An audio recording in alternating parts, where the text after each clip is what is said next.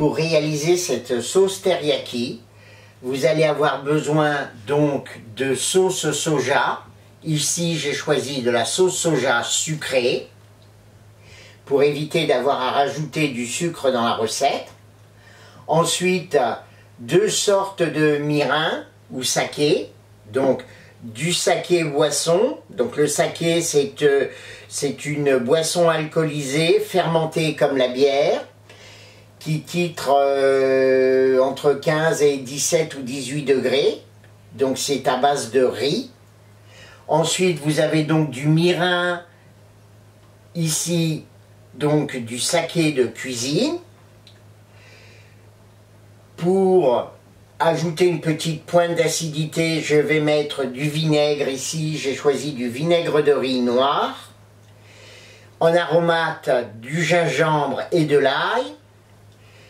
Quelques gouttes d'huile de sésame. Et pour faire la liaison, j'utiliserai un peu de maïzena. Donc si vous n'avez pas le temps de confectionner votre sauce teriyaki, vous pouvez très bien en acheter des toutes prêtes dans le commerce. Hein, vous en trouverez facilement. Donc ici, il y a la sauce teriyaki de la marque Kikkoman. Vous avez également très proche de la sauce teriyaki, la sauce yakitori, qui est un petit peu plus onctueuse et un peu plus sucrée. Voilà. Ces 2 sauces pourront servir de sauce et de marinade. Pour élaborer donc cette sauce teriyaki, vous allez avoir besoin de porter à ébullition tous les ingrédients et donc laisser infuser le gingembre et l'ail. Mais comme la marinade doit agir toute la nuit, donc on va préparer nos brochettes la veille. Donc je mets à chauffer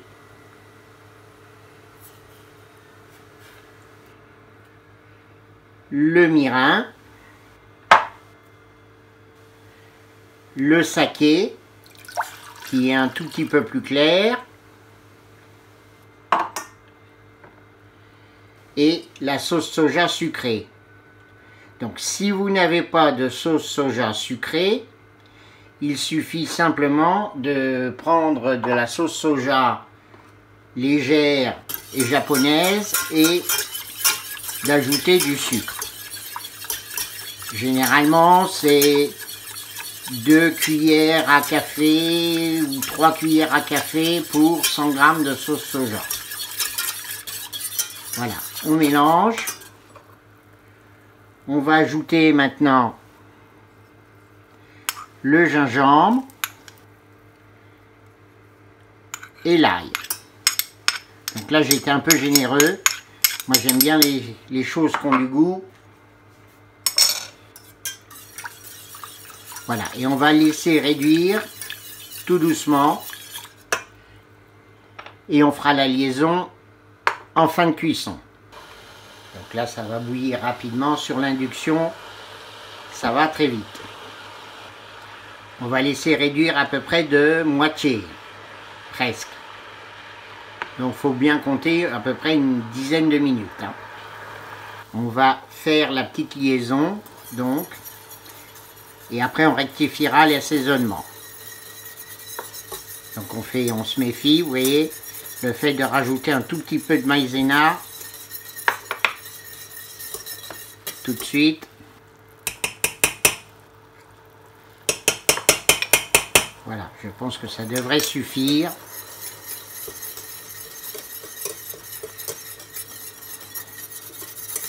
Pour avoir une belle onctuosité.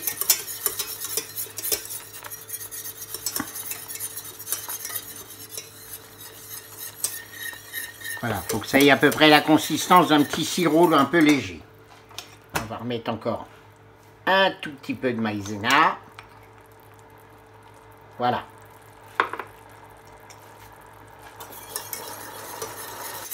Vous voyez, l'avantage de la maïzena, c'est que ça vraiment, ça ne fait pas de grumeaux. Il faut que ça nappe bien. On va goûter et après on va passer la sauce au chinois. Je voulais rajouter tout à l'heure un peu de vinaigre, mais c'est bon là. L'acidité est bien. Le sel aussi, c'est inutile. Voilà, donc on va arrêter la cuisson et on va passer la sauce dans un petit chinois.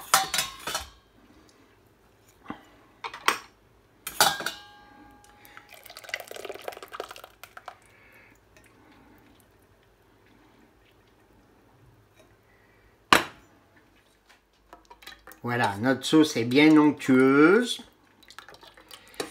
Elle pourra nous servir pour des marinades ou en condiment de grillade, yaki en japonais voulant dire grillé. Pour réaliser les yakitori, vous allez avoir besoin de poulet.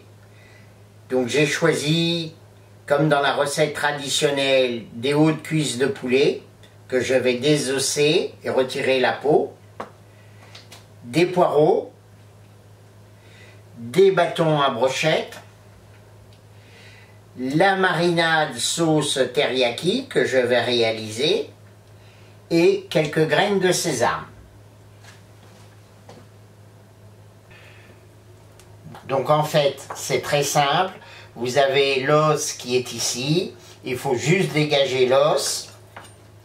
Donc en passant la lame du couteau tout autour de l'os.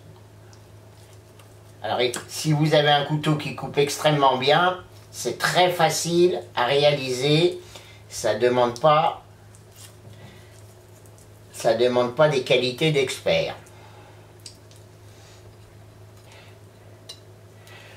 Donc pour réaliser ces yakitori, vous pouvez très bien prendre également des blancs de poulet. Hein. Mais bon, moi j'aime pas trop parce que le blanc, c'est un morceau de la volaille qui sèche très vite à la cuisson.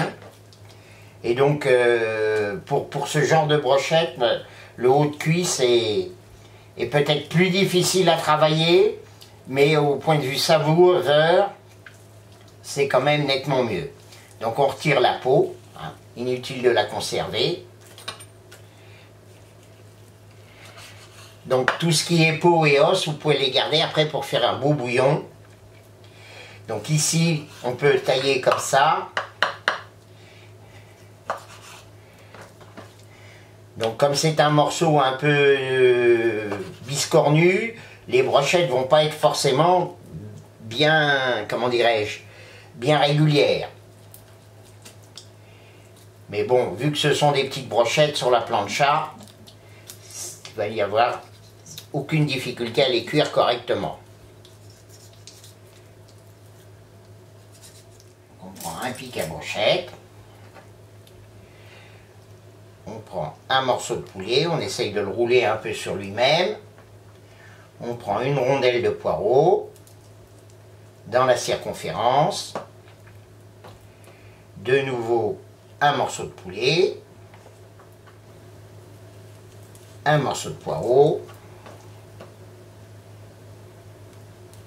et un morceau de poulet.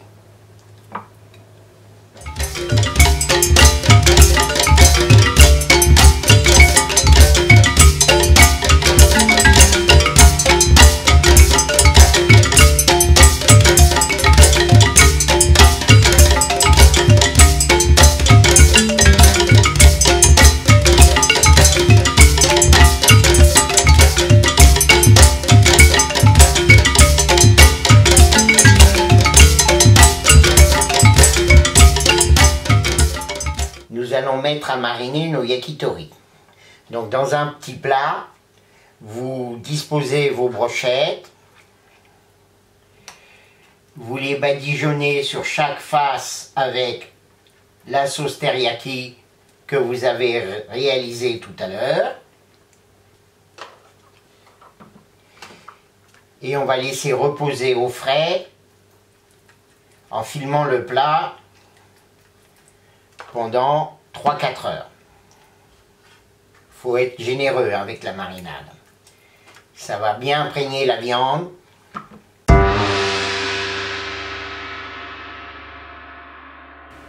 Donc on va huiler la plancha.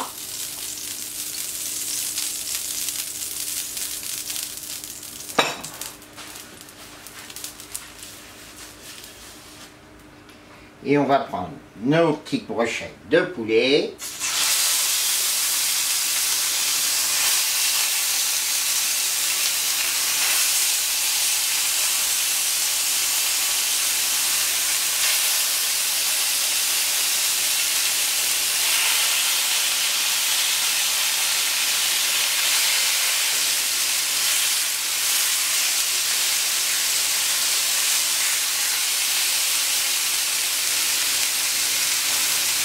Donc on va mettre un petit peu de graines de sésame.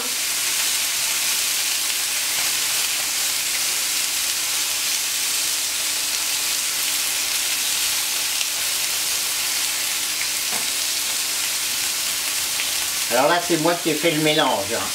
J'ai du sésame noir, du sésame doré donc grillé et du sésame non grillé. Et là on va retourner une première fois.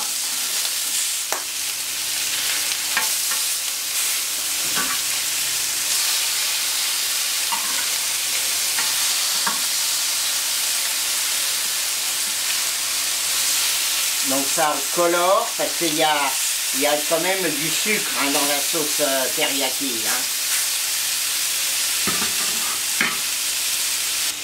Donc pour aider la cuisson, comme j'ai baissé beaucoup la plancha, nous allons clocher pour accélérer un peu. Donc vous voyez, notre riz reste au chaud sur le coin de la plancha.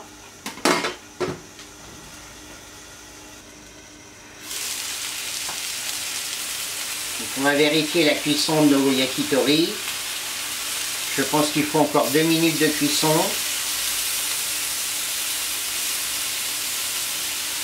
On va les retourner.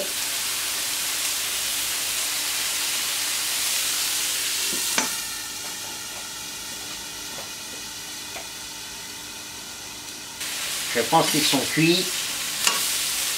Donc nous allons les débarrasser.